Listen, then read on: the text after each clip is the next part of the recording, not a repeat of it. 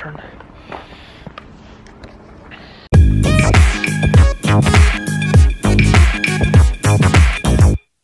All right, we are at the park. A little snowy, but it's kind of warm.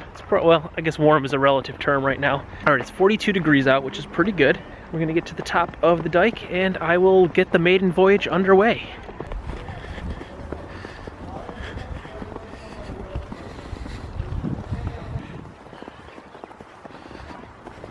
Love, are you ready for this? All right, we're on top of the dike. Found a nice flat, dry spot. Let's calibrate, prep, get this thing up in the air. Checked the firmware this morning. The firmware was up to date and good to go, so I shouldn't have to do that.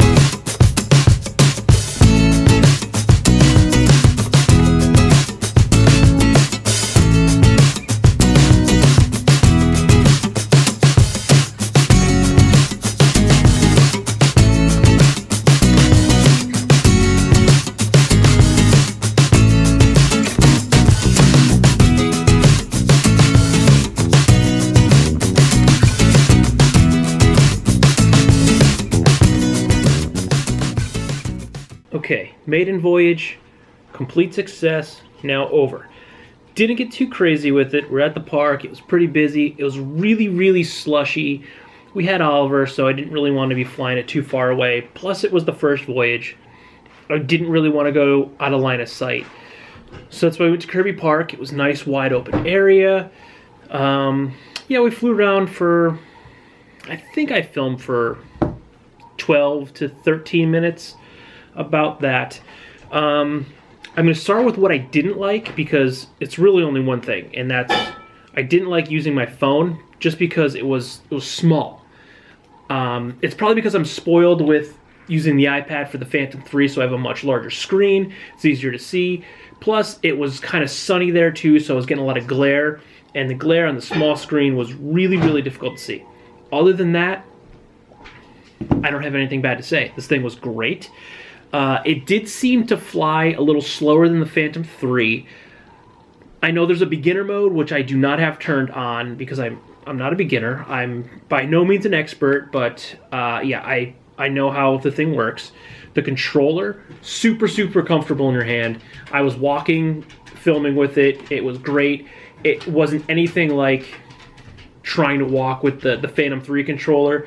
It's just with the little cell phone. The cell phone is in there solid. I wasn't worried at all about my phone falling out, which was one of my concerns when I first purchased it. I thought, I don't want my phone to fall because I only have one phone right now, so if it falls and it breaks, as much as I don't want an iPhone anymore, I don't want to have to pay to get my iPhone fixed. But that wasn't an issue. It was totally solid. With the Phantom 3 having that big iPad up there, it moves, it flexes, it's not comfortable at all. Plus the controller's like at least twice the size of this. The drone itself, again, it didn't seem to fly as fast as the Phantom 3. I don't know what the presets are. I did not use sport mode, which it can go like 40 miles an hour in sport mode. I did not turn that on yet.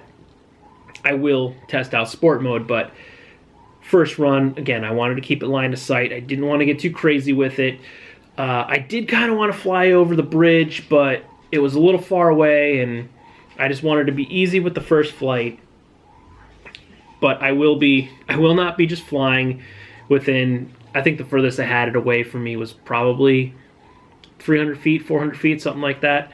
I don't know what the ultimate range is. I'm going to look that up.